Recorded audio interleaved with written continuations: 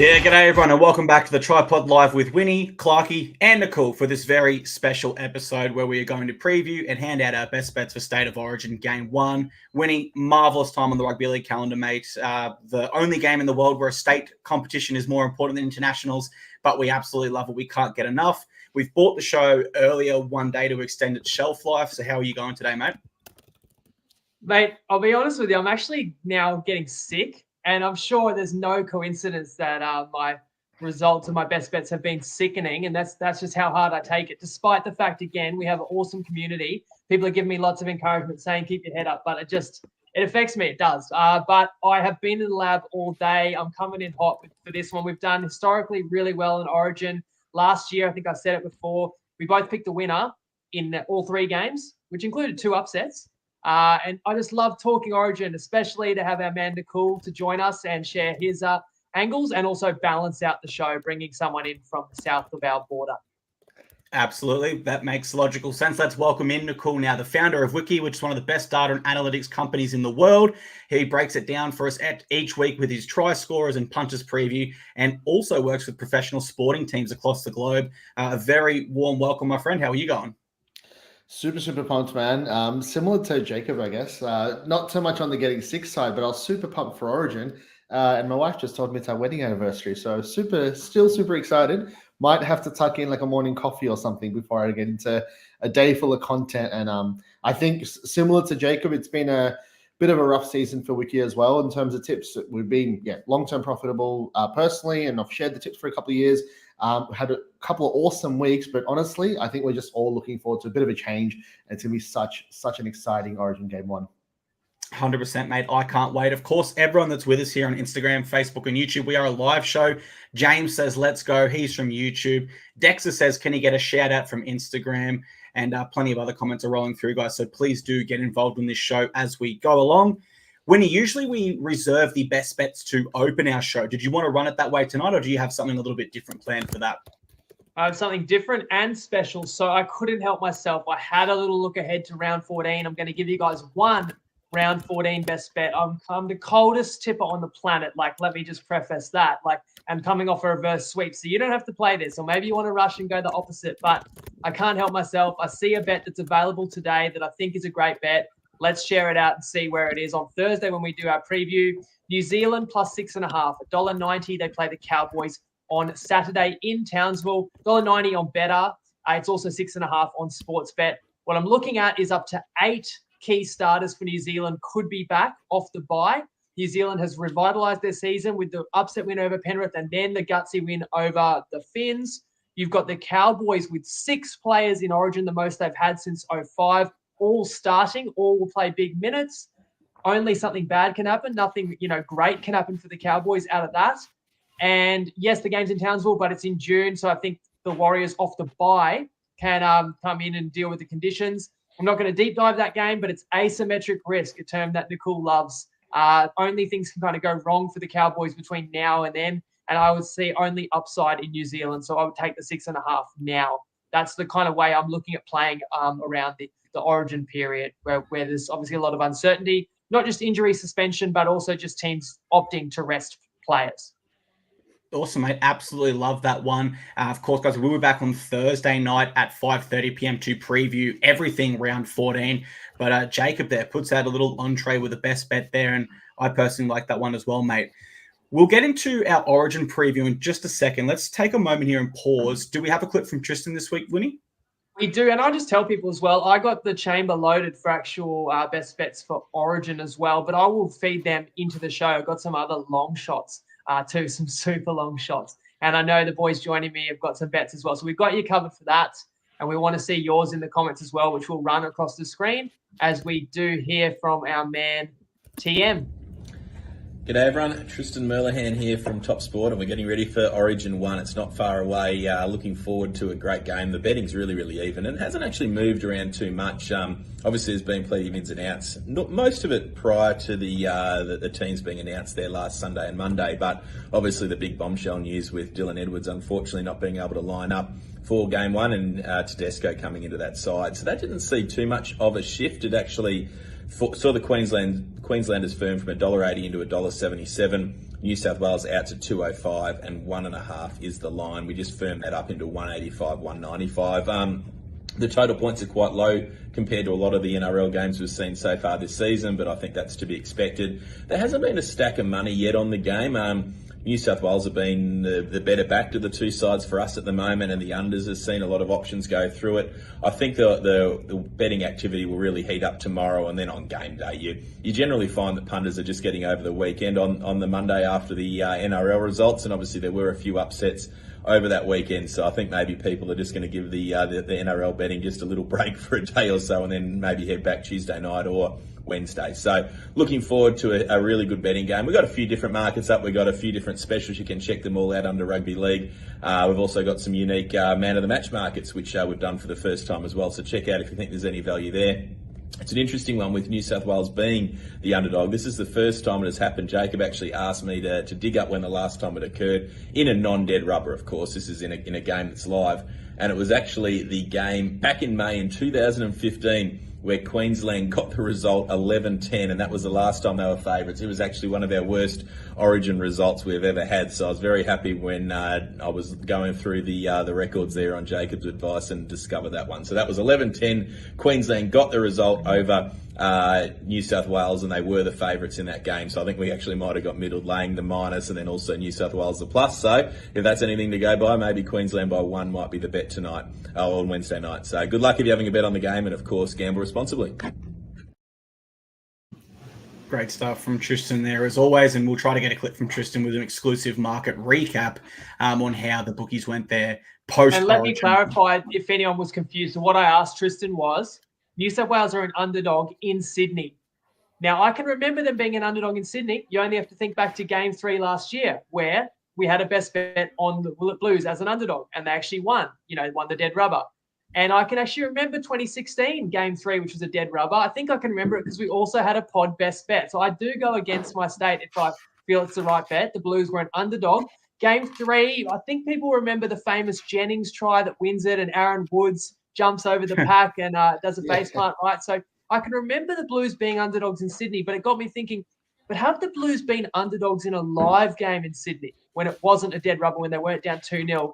And I thought maybe, but I couldn't remember. And Tristan says 2015. You're going back 9 years now. Obviously, it was a dynasty Queensland team. And he said it was their worst ever result because someone had $100,000 on Queensland to win, and another punter had $100,000 on New South Wales plus 1.5, and Queensland won by 1. That is a killer. That is an absolute killer there for the bookies. He's still stinging. Yeah, well, he brought it up, so he must still be stinging about it. Let's move into a next segment here. Let's move into one change we would make to each side. Now, obviously, both teams have named remarkable sides, super strong sides, and there's no right or wrong answers here. Winny or Nakul, I'll go to you first, Winny. What's one change you would personally make to that Queensland team, and why? Okay, I'll repeat what I've said before. I would have Fafita in there. If you don't want to start him, he'd be my starting left edge back row. If you don't want to start him, I would have still had him on the bench for what he can do coming on, and I don't completely understand why he's not there still. Yeah, I've got some Titans bias, but I would agree with that. What about you, Nakul? What was one change you would make to the Queensland side?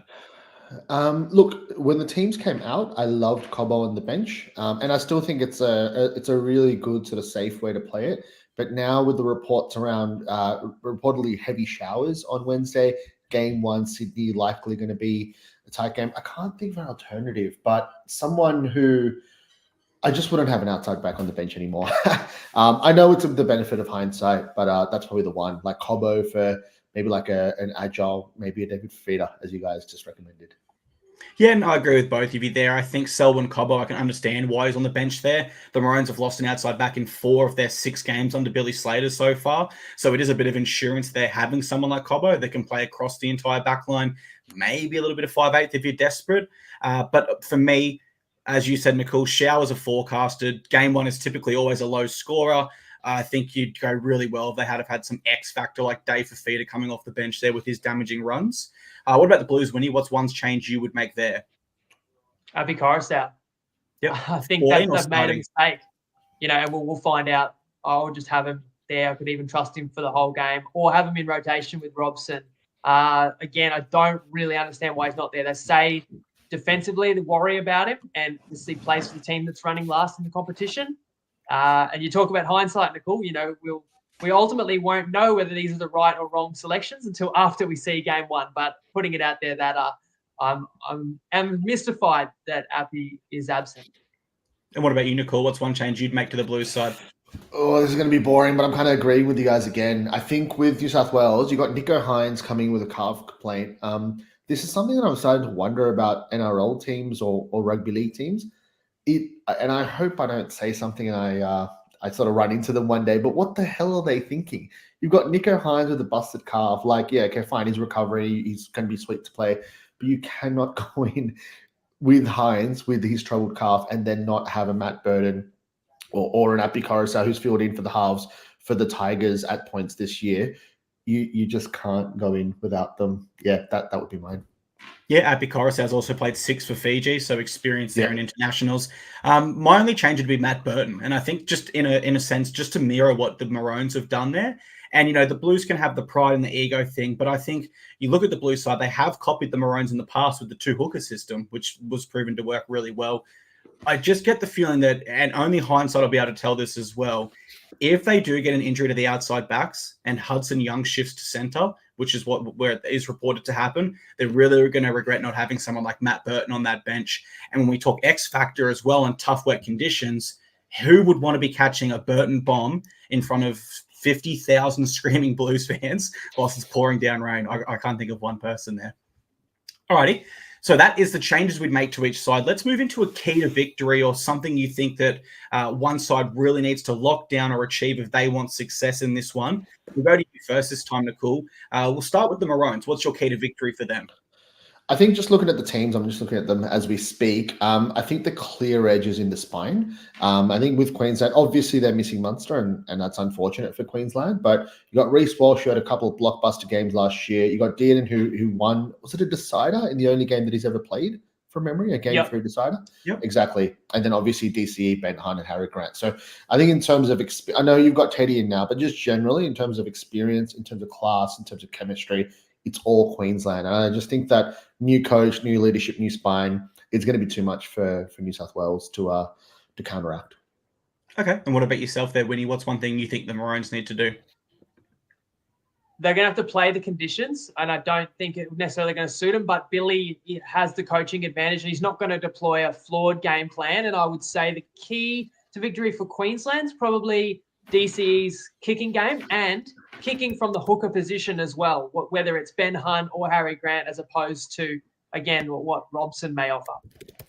Yeah, no, great calls there. For me, I came up with 3 keys to victory or things that I think the Maroons need to do. Disclaimer, I am a Maroons fan, so potentially a little bit of bias on its way here. I look at this Maroons side, and there's players like Reece Walsh and Tommy Dearden, and although they're young, they're relatively experienced in their career. Like Walsh has been there before. He's been in grand finals. The Hammer's quite young. He's been in Origin before in big moments, internationals. So I think it's about really trying to exploit the edge combinations of Suoli'i and Lomax. Lomax does lead the NRL for errors, so certainly pressuring him with kicks would be an option. My second key to victory here is about being creative in attack and winning the kicking battle, because I do think the Blues have a very powerful forward pack. And if that kicking battle is lost and the Blues forward pack do get on top in this one, I think it'll be really hard for the Maroons to wrestle back that momentum. And my third key to victory is pressuring Nicho Hynes at every opportunity, really pestering him after he kicks, after he passes, all within the limitations of the rules, of course. Nothing unjust is not what I'm saying. And Nicho Hynes is a brilliant player, but even staunch Blues fans must agree with me, he's still unproven on the big stage. He has come up short in Origin, although it was a debut out of position and probably unfair to, blame him like he did. But also in finals appearances as halfback for the Sharks there, he has come up short the last 2 years. So the Maroons would be very wise to put a bit of pressure on Hynes and see if they can get him to make an error or two early and maybe hurt his confidence a bit. Let's move on to the Blues now, Nakul. What's your key to victory for the Blues in this one? I think this year, again, I'm looking at the teams and I'm thinking in that back 5, I can't think of one Queensland player I would rather have as a meter eater over a New South Wales player. The closest would maybe be a Val Holmes, maybe. But yeah, I think in terms of game plans, if it is going to be a heavy track, if there is going to be rain, if it's going to be a tight game 1 at Acorn. That's probably the only place I look at and I see, okay, look, the Blues do have an advantage there. It's got to be the back 5 meter meterage. Yeah, big meters there, and they've also got more forwards on the bench, so that'll help as well. What about yourself, Winnie? What are you looking for in the Blues? I'll go a little bit more in depth. I'll go off script. I told you guys I had more best bets in the chamber. I'm going to fire at this point. Before I give away what I'm liking, I'll just tell you what I'm betting. Again, don't back these because you think I'm due. Only back them if you agree with the reasoning and you like the price. I am coming at the game from 2 angles. One, I am taking the Blues plus 2.5 at $1.82 on Dabble. I found that in the alt line. They didn't have it in their regular markets, but they did have it under same game multi. So I made a same game multi that the only thing that has to happen is plus 2.5. Find it at Jacob Win on Dabble, where I also found under 6.5 tries, which is available a couple cents less on Toppy, as is the Blues plus 2.5. But best price $1.82, as I backed it to send. It was actually $1.85, but now it's $1.82. Anyway, so I'm thinking low scoring for sure, under on tries. The tries is because I think teams take the 2. Also think both teams have their issues more so in attack. And game 1 is always generally tighter. I do know the opener last year went over, but historically a low scoring game and the weather factors. And as for the Blues, backed them the last 2 times they were an underdog in Sydney, and arguably they shouldn't have been. They won those games outright. And unless you're telling me this Queensland team right now with no Munster, no Tino, is on the level of the dynasty teams, you're going pretty far to say they should be favourites in Sydney. I don't quite see it. I'll get into all the reasons, but that's why I'm taking the plus 2.5. Again, if you're a Kiwi follower or you don't have Dabble, we've got you covered because Top Sport also has those same 2 plays, just 2 or 3 cents lower. So let me talk about why I am picking the Blues in this one. And Nakul nailed one of my points there, which is the style of play that New South Wales has, this power back 5, which I think is perfect for the heavy track and negates some of the speed that the Queenslanders have. In Walsh, who's probably the most dangerous player in the whole game, is negated by if the track's a little bit slower. Hammer the same, even speed on an edge like Nane.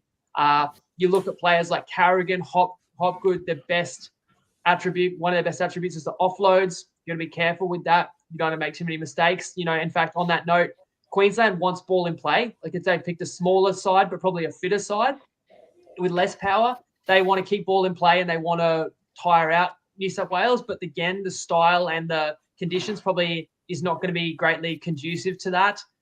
And again, I know Queensland will tinker with that game plan because it's not just about personnel. It is about conditions. You talk about the bench. Having a back on the bench is great for cover, but not optimal.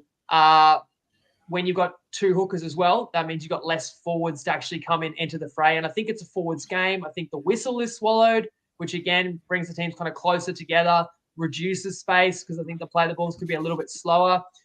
Home advantage is a real thing too. The crowd will be on there. That can sometimes influence a call or two. The motivation's there. I'm not a conspiracy theorist, but for what it's worth, it makes a lot more sense for the Blues to win game 1 to make the whole series more interesting. Because if New South Wales lose game 1, they've got very little chance of winning the series. Like nobody's going to think that they can go and win in Melbourne, followed by Brisbane. But if New South Wales are up 1-0, anything's possible. It makes that Melbourne game absolutely massive because they'll almost both feel like they're playing for the shield because New South Wales doesn't want the series to rely on a win in Queensland. They've got to win this one. And lastly, goal kicking advantage. Did you know Nico's the hottest goal kicker in the comp right now, 93%. There's a couple of players that actually haven't missed, but they've only kicked a handful. Nico, 41 from 44 this year. Val Holmes, only 75%. Actually mediocre or slightly below this year. Could be another small edge, and I think teams will take the 2, when it's on offer, which is fine again for my under 6.5 tries. Now, one other thing, it occurred to me afterwards that people will think I'm a Queenslander. I'm on the run from hell with my bets. I'm picking New South Wales to curse them, to put the stink on them. I promise, I'm not doing anything that elaborate, but Queenslanders might be thanking me that I've backed the Blues, but I am just genuinely backing them because I think they're the right side in this one. I would take them at a pinch to win the game and a best bet with the start. Mate, brilliant points there. I think another interesting point to make is that the Blues have won the first game under 4 of their last head coaches in their debut game in the Origin Arena. And I also see a bit of a similar blueprint here with what Michael Maguire has done to Brad Fittler when he first came in. He hasn't copied the same team from last year. He's gone and made the bold calls and brought in, or tried to bring in the Dylan Edwards and, giving these other players an opportunity, and made the big calls to leave Appy Coruscant out and other players. So he's gone with what he thinks is his best 17. Those players are going to have that belief in him in turn. And as I said, the stats do favour him there as well. My keys to victory for the New South Wales Blues is actually to exploit the Maroons bench, which has been a really strong point in previous seasons. They've had Patrick Carrigan come off the bench.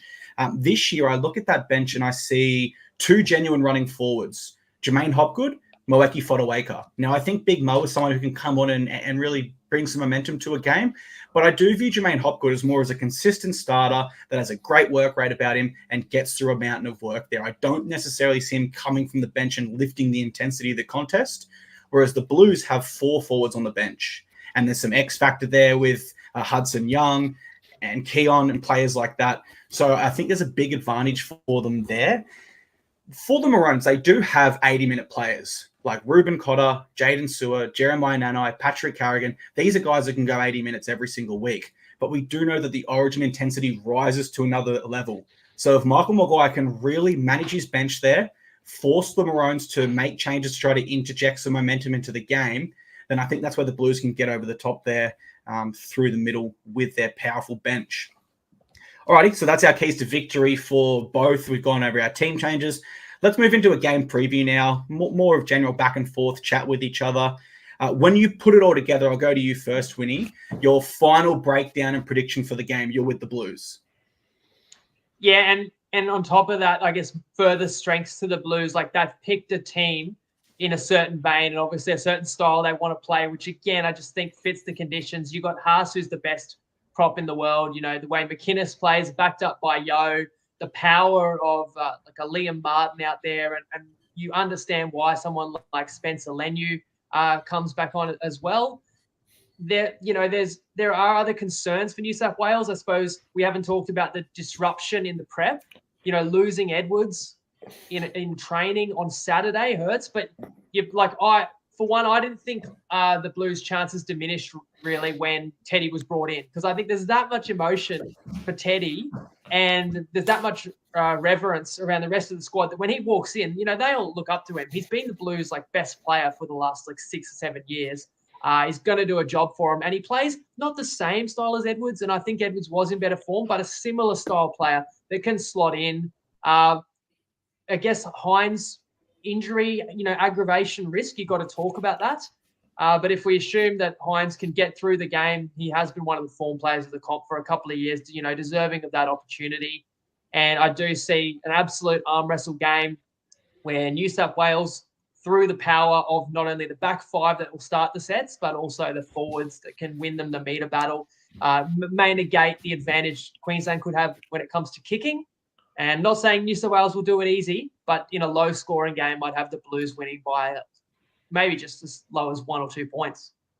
And to Nikul's point earlier, I think if you want backs to start your set in a powerful manner and you are carrying 4 forwards on the bench and you want to give them a bit of a break so they can maintain that intensity in defense, you probably couldn't pick better back 5 than what the Blues have. They are all absolutely meter eaters there. Nakul, let's stay on the James Tedesco point. I want to cross to you and ask, what are you expecting from Teddy in this one? Do you expect him to play at a high level with more hunger? Do you think he'll drop off a little bit of that preparation or just be the Teddy we all know and love? I think the first thing that you said, I think he'll really step up. And I think it's, I forgot where I saw this. I think it was on one of the Fox Sports previews, but they made a good point around, if you think about Origin history, it's littered with examples of guys coming out of nowhere from overseas and whatnot, rocking up on game day and throwing out an amazing performance. I think it's if I can, one of my preview points was going to be, how the hell did New South Wales score points? But I think a Teddy try is something that you can just imagine, like a low scoring affair, a wet, greasy affair, him just busting a couple of tackles and crashing over.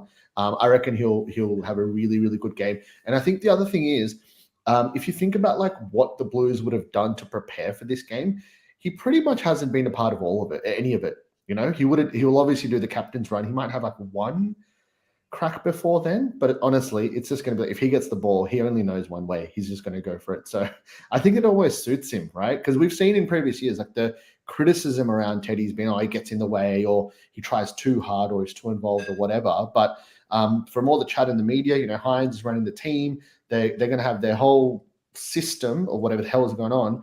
But when it's near the 20-meter line, like, you just know that Teddy's just going to go for it. I think he'll have a great game. Yeah, I absolutely agree. And, there's two types of fullbacks. You have your typical running fullbacks like your Turbos, Teddies, and then you do have your ball players like Reece Walsh and Scotty Drinkwater. And the ball players, for me, are the ones that do require that long preparation and reps with the rest of the spine. Whereas, as you touched on, Teddy's going to be dangerous no matter what, no matter where he touches it on the field here. I think he'll have a great game. I'm really worried as a Queenslander that he'll have an exceptional game because he is still a champion player. He is still in great form. And he absolutely knows if he does not have the game of his life and give it everything, even if he does, he might not be there in game 2, but he has to give himself every single opportunity. All right, for my tip, guys, I'm going to go the Queensland Maroons. I look at this side and they have been together for the most part of the last 2 series. I think this will be a real tough and low-scoring affair down there in Sydney. And the Maroons have won the past 3 series openers that were played in New South Wales. That was in 2022, 2016, and 2015. Billy Slater will absolutely be keying into this side how integral this game is and how important it is to get the start right here. 31 of the 41 Origin series have been decided by the side that wins the first game. So more times than not across history, you win this game, you go on to win the series. Why Billy Slater message will be so important here. And of course, it's an Origin and you don't really need too much more motivation. But with the next games at the MCG and the final at Suncorp, this is a must-win game for the Maroons. If they can secure this one, they will have a hell of a shot to wrap up the series, either at the MCG or most certainly at Suncorp, where the Blues have historically struggled as well. So it's an absolutely must-win. I think Billy Slater's a good enough coach. He will get them up for this. My tip's the Maroons. Nakul, we haven't heard your official game prediction yet. Who are you tipping? Yep, I'll go now. I've got a couple of try-scorer picks as well. Should I do them now or should I do them later? We'll do try-scorers after this. We'll get game preview first, then we'll go try-scorers. Sure. Yep. So look, with the game preview, I was actually super confident, and it's ironic that when he's wearing maroon and I'm wearing blue because, and again, I'll preface this by saying my background in rugby league and tipping, all my opinions are all player based, right? So I don't profess to be some sort of expert tipster as Winny has been for the best part of a decade, long term looking at team performances. I'm more of a player guy, but my opinion on this game was all the Maroons. I think in terms of the spine, the spine and chemistry was the big point that I sort of talk about when I do talk about teams and sort of trying to predict results. I also thought that a game 1 in 6, I just kept coming back to the Blues and I'm just thinking, how the hell are they scoring points? So that's what I kept thinking about. But then now with the talk of the rain, and now my mind starts thinking, oh no, they're the Blues back 5. They're clearly better as meter readers. You guys talk about the bench as well. Again, the Blues have a more forward-dominated bench. So honestly, if I had to make a tip, I'll go the other way. I'll go Queensland definitely by less than a try. I think that unders tip that Winnie made. Again, I'm always scared of tipping and betting lines, but when I look at that under 36.5 points, and obviously Winnie's played the under, is it 6.5 tries? Sorry, the official best bet. Yeah. Yeah, I just absolutely love that. I just can't you're missing Munster. The Blues are all over the place, in my opinion. If I had to tip one thing, it would have to be unders. But yeah, my official tip would be Queensland by, let's say, 2 points. Nice, absolutely. And Clarkey, I'll put that comment on the screen because I would challenge you what you said there about the game is must win for Queensland because of the importance of winning game 1. I mean, it's funny. In any series, it's if something's must win for me and you're trying to beat me, then it's must win for you. But I disagree with you because Queensland can win the series by winning in Melbourne and then winning in Brisbane a lot more plausibly than New South Wales can do that. So surely you can't say, oh, it's must win for Queensland because then they'll have a stranglehold on the series. Yeah, but New South Wales are nearly dead if they lose game 1. So if you're going to say Blues are more desperate, it's the Blues. I agree they'll be more desperate, but that's not the mindset that the Maroons ever have. They always believe they're underdogs. It's always us versus them mentality. And although I agree with you, I think that does make sense. If I have to say who it is must win for, it's the Blues. The point I was trying to articulate, I probably could have done a bit better, is Billy Slater won't let his side buy into that. he will make them feel as if this is a must-win and we can't get down on the series because we don't play at home until game 3. And his coaching staff will do a really good effort of reversing that mindset and making sure the Maroons turn up here with the right mindset. I can appreciate that. And you know what? I'll actually add a factor to that of, let's say it is more important for New South Wales, if we agree on that.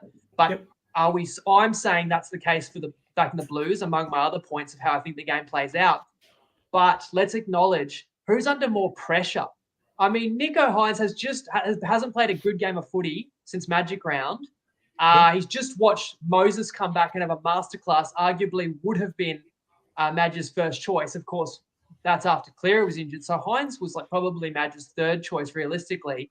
If he has a bad game in game 1, he's gone. Like, this is the moment he's been waiting for a long time, because we know what happened, much publicised, his technical Origin debut where he got, 15 minutes at centre. This is his chance with the 7 jersey. If he fails, he's most likely gone. Luai is similar.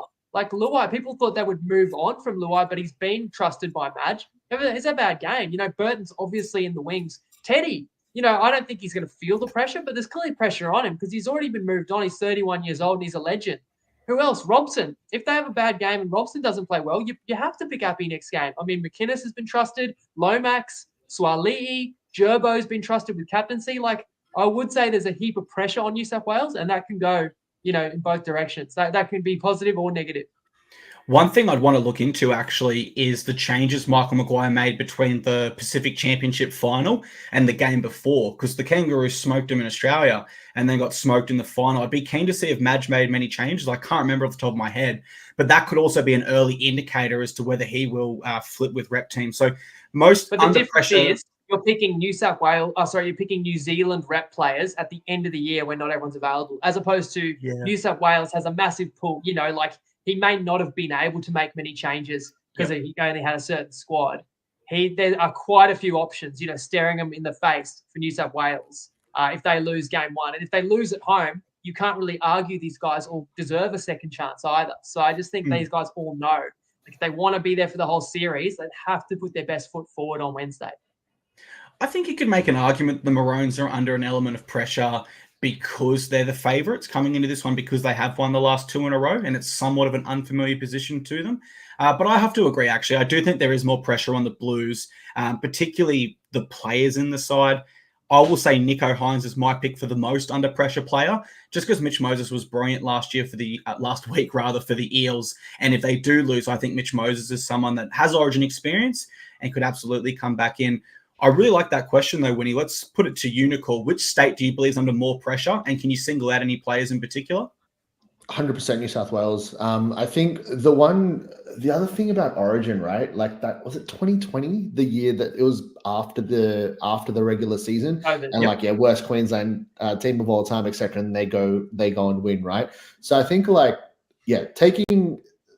it's easy to say that there's so many easy ways to kind of pay out New South Wales here, like new coach, Dylan Edwards sort of training with the team, then disappearing 3 days before the game, Nicho Hynes under all that pressure, as you guys are just saying, with Moses returning, Cody Walker will be back as well. So if they do lose and they lose badly and they score no points, theoretically, you could see Mitch Moses and Cody Walker in the halves next game. Like, there's so many reasons to sort of say that New South Wales is under pressure, and I actually think that that's the case. And that's actually another reason why I like Queensland. Again, no expert, this is my opinion, but I think with Queensland, there's so much, like what Billy Slater has done. It's really funny that I'm wearing blue and Winnie's wearing maroon, so it keeps making me laugh. But I think with what Billy Slater has done with this Queensland team, I think there's like an air of composure, at least from the outside looking in. I feel like that. You got most of the familiar faces. With the Blues, it's just chaos. New coach, new players. And I think it could unravel. So I think by far the Blues are under more pressure. And one last point I'll make, you guys made a good point around squad depth. With the Maroons, with all the injuries around Munster, Tino, Gilbert, and there's a couple others that I'm missing at the moment. Like, who the hell is really going to come in and take your spot? Like, obviously they won't think like that. And David Fifita is one player that you can obviously think of. But there honestly isn't as much pressure around the individuals. And Billy Slater is not the type of guy to just drop individuals, just panic from a loss. Whereas with the Blues, you just know that they've got like a Latrell Mitchell, for example, Cody Walker, Mitch Moses, etc.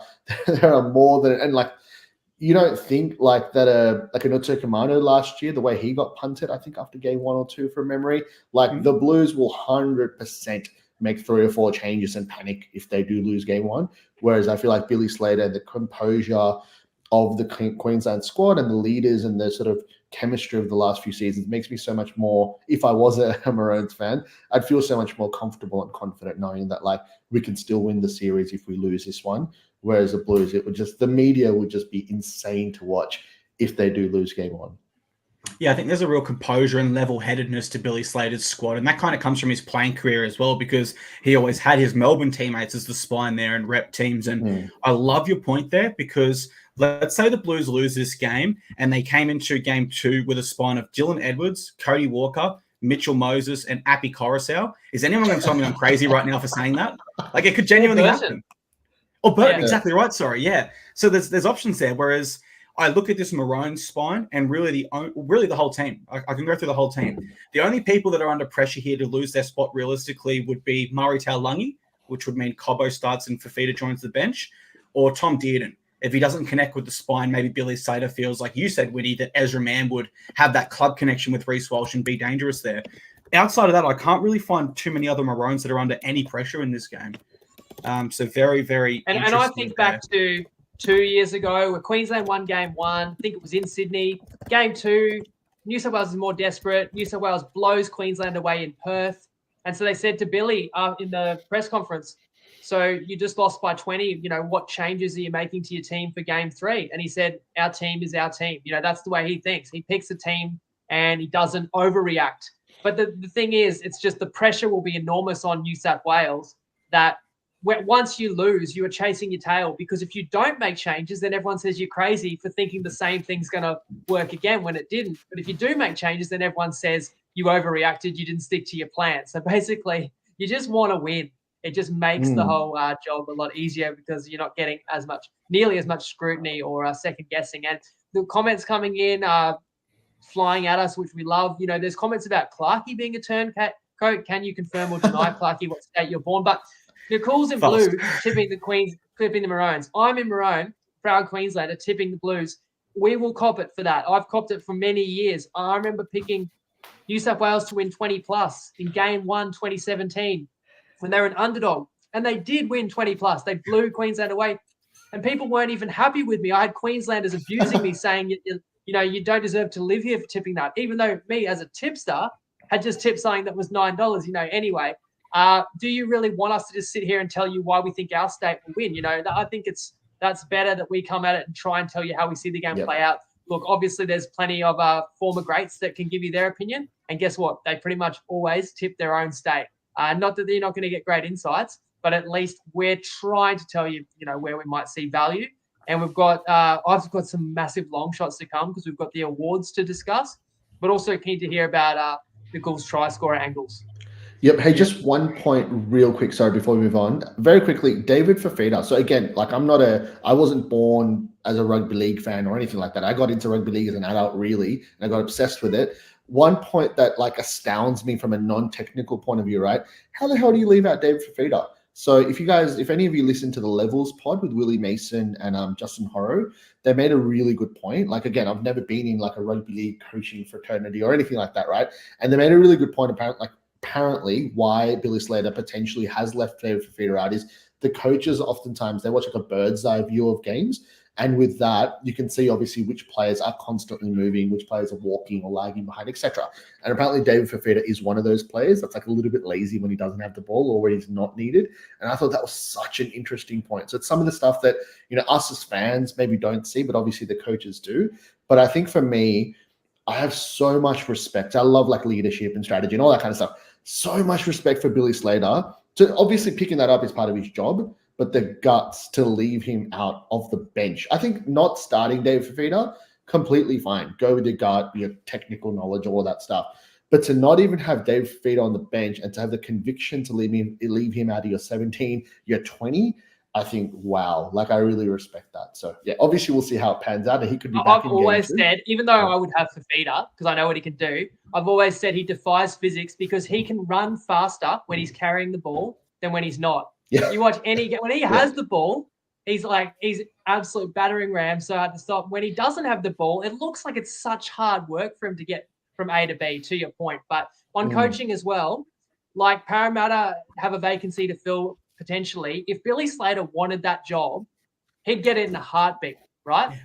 But he probably doesn't want that job because he's got the dream job and he only has to, do 10, 12 weeks kind of full-time a year in the Queensland job. And so it may go to Madge, ultimately. It is interesting that the two head coaches would be potential candidates for, NRL openings. But I guarantee every NRL club would favour Slater. So we have to acknowledge that the coaching edge lies with the Maroons. Mate, absolutely fair. As you guys touched on with the insights, I've got a tipping expert above us and a data expert below me. I don't know how the hell I made it here, but I do have an insight to give you guys. I shook Dave Fafita's hand once and he hurt my hand. This dude has a strong handshake, so I've got no doubt he is very, very hard to tackle. Let's move into that's the best insight I can give. Let's move into the try scorers market. Winnie, do you want Nakul and I to take this one, or did you have a try scorer you wanted to get in with? We have a special market. I'm going to give you guys the floor, though. I reckon let Nakul just talk about where he sees edges in the matchups and which players he's looking at, and then we can lead that into the market that's being co-created by you two lads. Great stuff, Nakul. Over to you. Sure. Should I just use this time to go through my try scorer tips? Because I'm going to literally press publish the article before this. Give it to us, mate. Sweet. Okay, cool. All right. So obviously, as if anyone knows me, Nakul from Wicky, I'm all about middle forwards. Then you've got a game one in Sydney. Both of those things usually mean it's low scoring. And we've got heavy showers. Fingers crossed for me, because that's obviously always what I'm tipping. I'm always tipping middle forwards, right? Everything points towards a middle forward, hopefully, to score at some point. But obviously, I'm hoping that they crash over first, because for me, it's all about first and last try scorer usually. So that's enough sort of context for you guys. And also, if you've been following, I've had a pretty crap year, but the last 3 weeks especially, we've nailed a few first and last try scorers from big boppers, which has been great. So hopefully it means that trend of sort of this time of the season, the surface, the weather, etc., it's all playing in our favor. I'll cut to the tips. So I try to sort of make sure I'm not picking every single middle forward. The two I've identified here, and they're both between 51 and 61 for first try scorer. So the prices do change pretty quickly, but you'll find them at $51 or above for first and last try separately. So the first one that I had, it was first and last, both at 61s, was Ruben Cotter. So Ruben Cotter, there's a couple of reasons I like him. First, for all the different reasons that I just mentioned. Secondly, he has scored the first try, I'm pretty sure, at least once this year. And I think he scored a couple of tries this year from memory. But this is a little sort of, it may not be asymmetric, Chris, but it's on a similar sort of note to that. So you got Jaden Sewer and Nanai as the starting back rowers for Queensland. I've just got a gut feeling. There's no rumors. There's nothing to back me up here. I've got a gut feeling potentially Cotter could start in the back row like he did in last year's series. May only be for 20 or 30 minutes. And then Sewer, or probably Nanai. Nanai is probably one they look at as like more of an efficient player rather than 80-minute origin back rower, potentially. And if that's the case, absolutely love Ruben Cotter at 61s in the back row. That's a little bit of potential upside. But if not, I still really like him at that sort of $51 to $61 price bracket for first try scorer. The other one, Cam McInnes. So there's been chat around how Hines is going to be running this team. They've chosen McInnes to start to go with that sort of Sharks vibe of this year. Guess which team has scored the most middle forward tries this year? It's the Cronulla Sharks. So McInnes in the last couple of years has really changed up his game. He's become like a really low to the ground, powerful ball runner. He's scored, I'm going to say at least a couple of tries this year, but the Sharks pack together, as I just said, have scored the most. Again, he's at 56 for first try scorer and 51 on a few different bookies for last try scorer. I can just picture that with the way he's been running the ball this year. And my last tip, this is a personal favorite of mine. Spencer Leniu to score the first try in the second half at 51. And that, again, is available at a few different bookies, including Top Sport. Well, it was as of about 30 minutes ago. Again, Leniu has some freakish first try scorer, second half stats. Again, you'll know him as the Panthers impact bench forward. I think he played in all three premierships, but obviously he was there for a few years. He's won me a couple of really nice juicy try score bets at even up to 101s, and I'm just double checking. So he scored the first try in the second half 4 times in 86 games that he's played in the NRL. So It's so essentially like 1 in 21 or so. So obviously you can't maintain that for your whole career, but the way he's been running the ball since he's come back after his suspension, he's absolutely in beast mode. And on this heavy track, fresh, he probably comes on hopefully around the 30, 35-minute mark. He's fresh and ready to go early in the second half. I love the 51s about him to crash over in the second half. So they're my 3 official picks as of now, and I'll do a bit of a write-up and I'll publish the article straight after this. Great stuff, mate. I've just got some anytime try scorer tips, and mine are probably a little bit boring compared to those, and I definitely don't have as much data or information behind them. I'm going to go Valentine Holmes. I'm going to name one for each state. So for the Maroons, I like Valentine Holmes. He has 13 tries in his past 16 Origin games. And what I do like here is that he will be on the left side at left center, where I believe Tom Dearden will largely play. Tom Dearden plays that left side mainly for the Cowboys as well. And Cherry Evans is not only the leader of this Maroon side, he's the skipper and chief halfback. He will be playing both sides, which does leave Tom in his own little corridor on that left side to really dominate. There's natural cohesion there. If Tommy goes to kick ahead, Valentine Holmes can anticipate it because they've trained together for so many years and played so many games together. If it's looking and hitting the right gap or hitting the right hole or bouncing outside your man, they have that natural chemistry and cohesion together. So I think that gives him a great chance there. Valentine Holmes is my Blues pick. My Maroons pick, sorry. For my Blues pick, I'm going Stephen Crichton. Now, he's a leader at the Bulldogs this year, and he's someone who continues to elevate his game in different aspects because as a pure footballer with X factor in the centres, he's pretty much shown us all he can. Taking on that leadership role this year, he's really gone to a new level in his game. Defensively, his impact on those around him, and all just different aspects. He continues to grow there. And we know he scores in big games. We've only got to look at the last 4 grand finals he's been in where he's scored in all 4. He does only have 1 try in his past 6 Origin games, but I do think there'll be an air of familiarity here with Jerome Luai at 6 as well.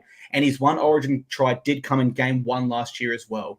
So there's that. My pick for the Blues is Stephen Crichton.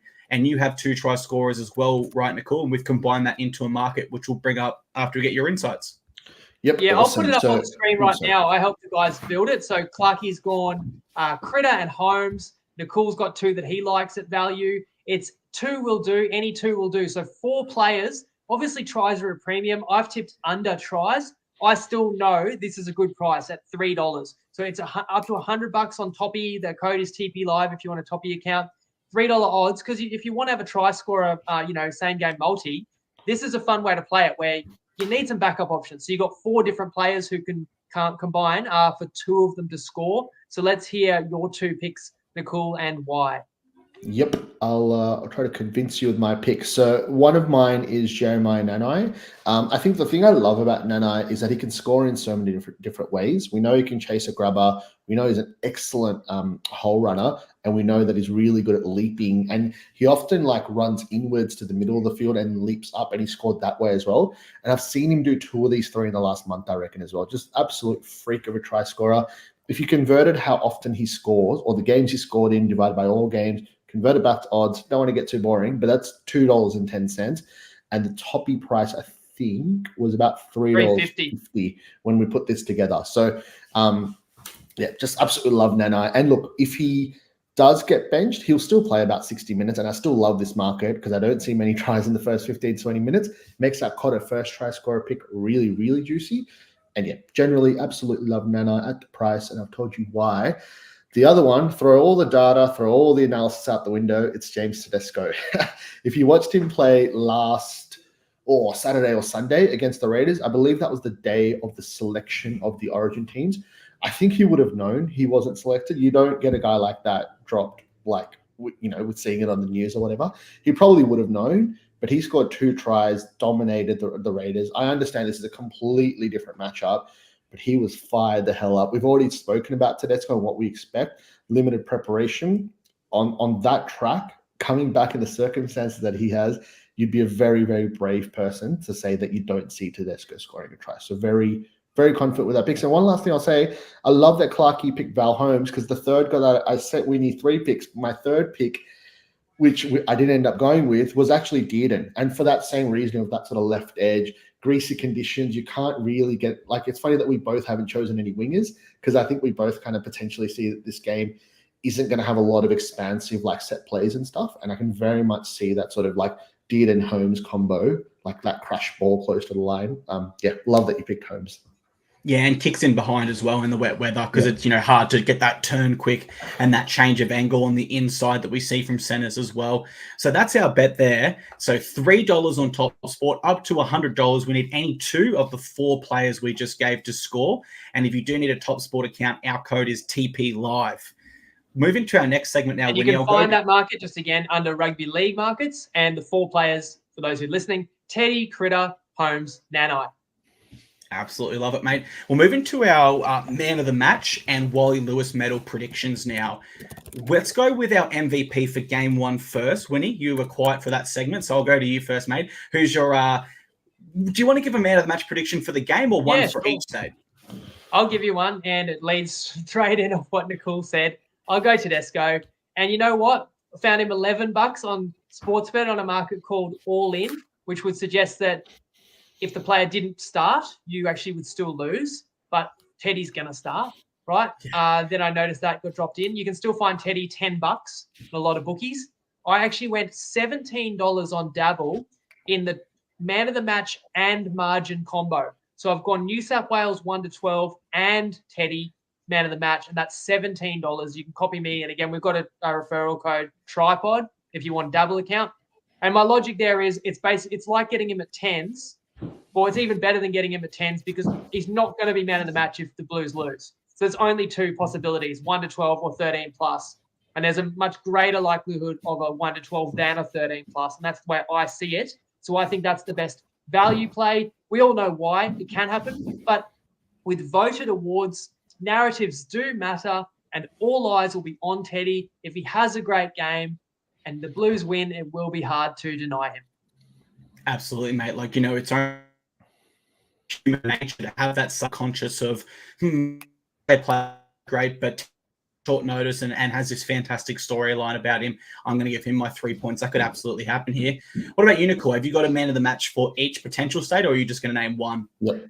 Yeah, I've got 3 picks, but I'll rattle through them quick so I don't individually speak about all 3. One, I'll go real quick. Brian To'o at $46. On Sportsbet. Reason why I like this one, I've been tipping this one for about 3 years. Hasn't happened yet, but he comes super close because you just know that he's going to run 200+ meters. Again, heavy track, etc., etc. That's their game style. He's going to rack up the meters, and I think we all kind of agree that we think it's going to be low scoring. So let's just say the Blues win 16-10 or 16-12 or whatever. One or try 230, 250 run meters. It's really hard to see. I think that $46 price is just perfect for this style of game. Jeremiah Nanai, again, we've all just spoken about him. I think, again, he's the kind of guy where he might get his 80 minutes, rack up his stats, and it just takes that one really special origin try that we know that Nanai can get. And he's 41 on PointsBet and Sportsbet as of about 30 minutes ago, which, again, I think both of those guys, I really like the price. And this price will go in a matter of minutes, I would say, after we've just announced it live, because I've told our Discord, make sure you're watching this live. Lindsay Collins, he's $26 to $41 on about 5 or 6 different bookies that I checked. He's $67 on Bet365 for player of the match. That's just a joke. It's roughly about 2 times what it should be paying. And if I was allowed to, I would dump a nice little amount of money on that, but I can't. But yeah, Lindsay Collins, go for your live, $67. Player of the match. No Tino. This one I'll talk about very quickly. No Tino, no Gilbert, essentially no Munster. Queensland is missing a lot of leaders, a couple of very key forwards. Lindsay Collins is your guy. And I think a lot of people were saying he was very close to sort of Cotter and Carrigan, the player of the match and the player of the series awards last year. If you're lucky enough to get on this $67 price before it disappears, I absolutely love that play, Lindsay Collins. Yeah, man. And, in these conditions, there's going to be a lot of bombs. And that's 100%. The matchup we didn't talk about. Collins versus Tedesco in the air. There's only going to be one winner. Love it. Big Lindsay Collins there.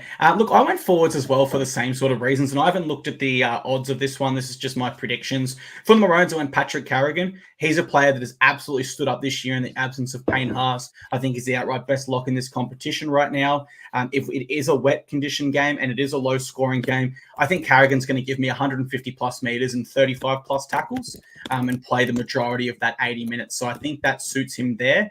And for the Blues, if they were to win, one man in the match prediction would be Payne Haas. Partnering in crime with Paddy at club level. There's a lot on Payne's plate off the field at the moment, but on the field, he maintains his focus, and he's had a frustrated start to the year in terms of his form and knee injury. He has a real opportunity here to own an Origin game, go to that next level, become a state legend, and I will just never write off Payne Haas. He is simply too good to do so. They're my two predictions. Now let's look ahead at the Wally Lewis medal. For anyone that's not tracking, the Wally Lewis medal is the State of Origin player of the series across the 3 games.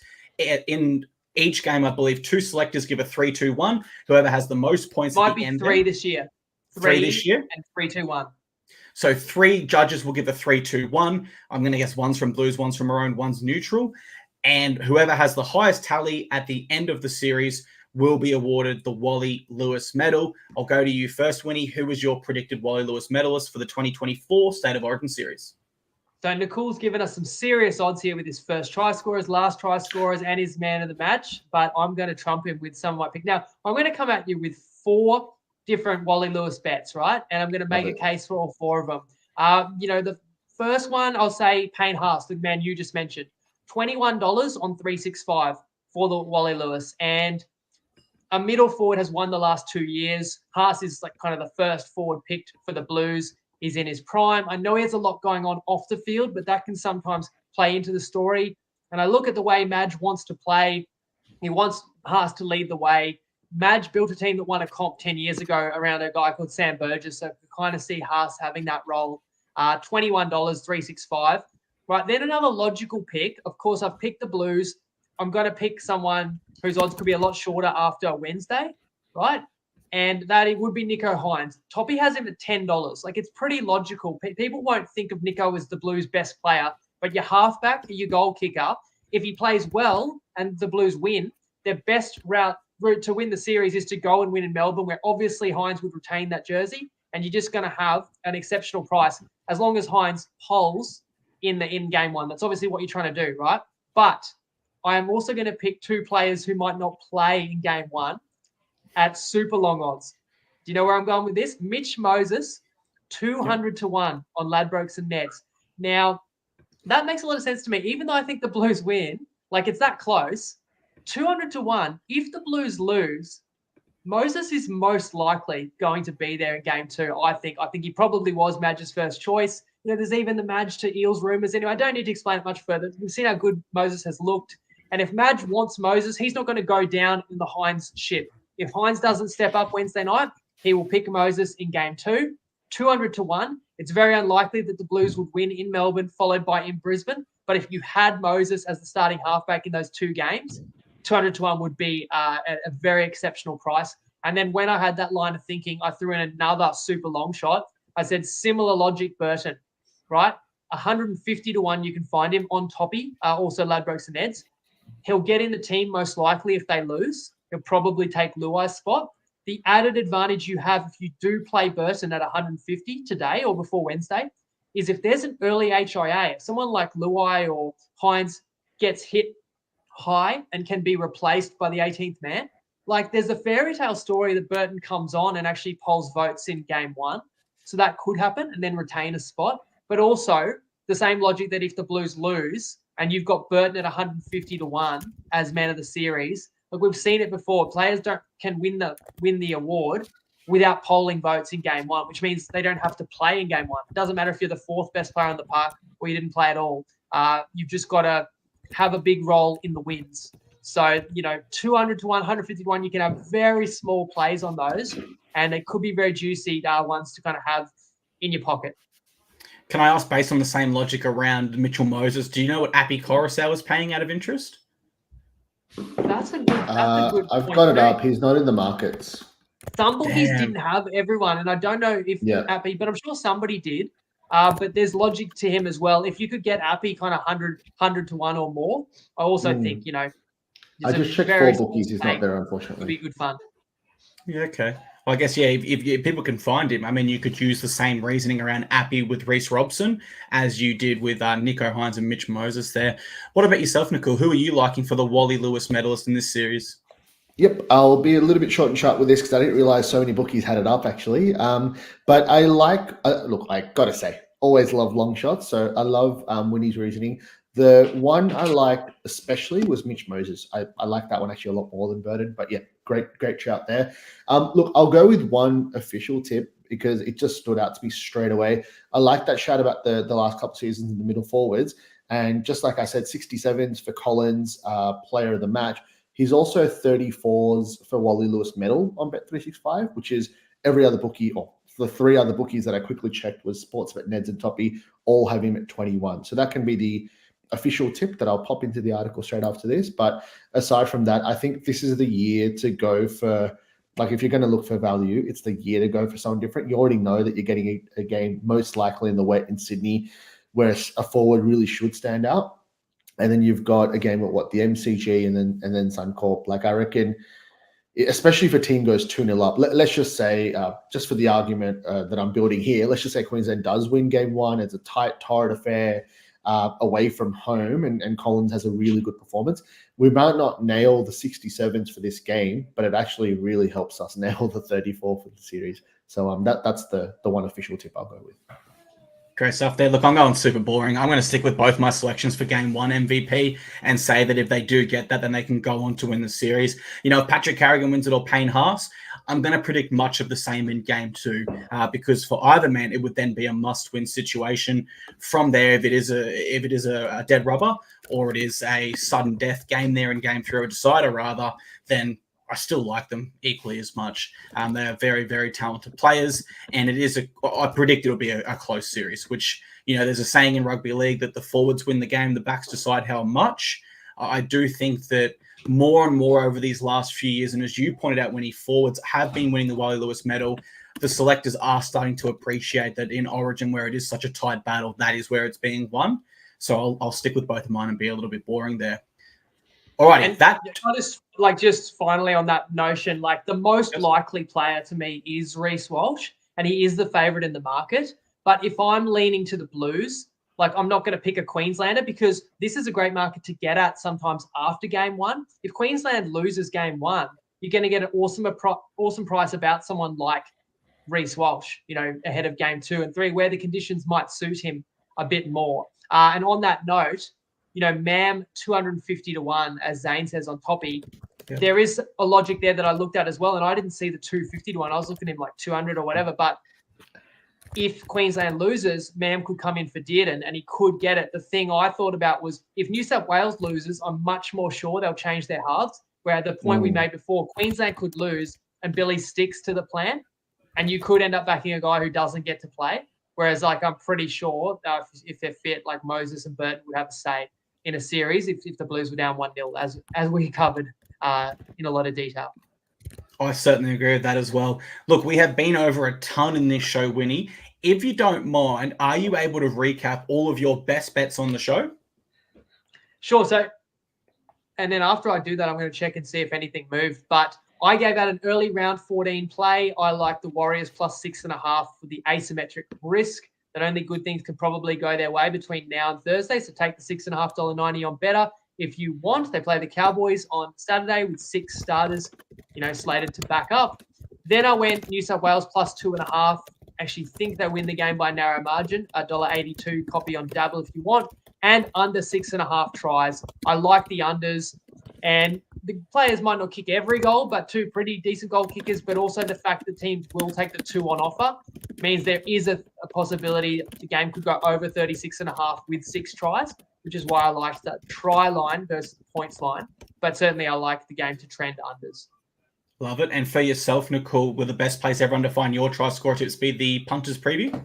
Yes, so I'm literally just pressing publish on that now because I wanted to announce everything on the pod and then roll it out. And I'm actually going to put the pod at the very top of the article. So if you follow TryPod, you don't know too much about Wicky, you can find the pod in the article. The rest of the picks will be there. If you follow Wicky and you don't know much about TryPod, you've got to watch this podcast. It'll have all the preview, all the picks, and you can obviously find out a lot more about Jacob, Clarkey, and the TryPod tips. To recap real quick, Cotter, first and last try scorer, separate plays. hopefully are still 61s on Sportsbet, but they're widely available between that sort of 51 and 61 range. McInnes, 56 on Sportsbet, and last try scorer, 51 on BetRight, PointsBet, Sportsbet. Again, in that sort of 51 or just above range. And Spencer Leniu, first try scorer, second half, 51s on TopSport, Neds, and Sportsbet. There were the try scorers. Player of the match, Collins at 67s for player of the match and 34s for Wally Lewis on 365. I hope that stuck around at least for a few minutes. I checked 2 minutes ago, it was still there. Nanai at 41s on Sportsbet and PointsBet, and To'o at 46 on Sportsbet were all the plays for the game.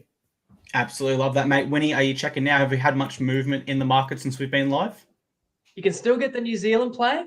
The market hasn't gone against me yet. People haven't rushed out all back in the -6.5. Don't do that. Even if you do want to fade me, you can get 5.5s in the market if you want to go against me. I respect that. Definitely get the best number available. I haven't checked. I mean, I don't expect to have a big influence on such a liquid market like Origin, but I will be interested to see kind of which direction that line may go between now and kickoff. And just to let people know as well, tomorrow I'm putting together a little special mini episode, but it might not be a pod, but it'll be a video to preview the NBA Finals, which tip off Friday Aussie time.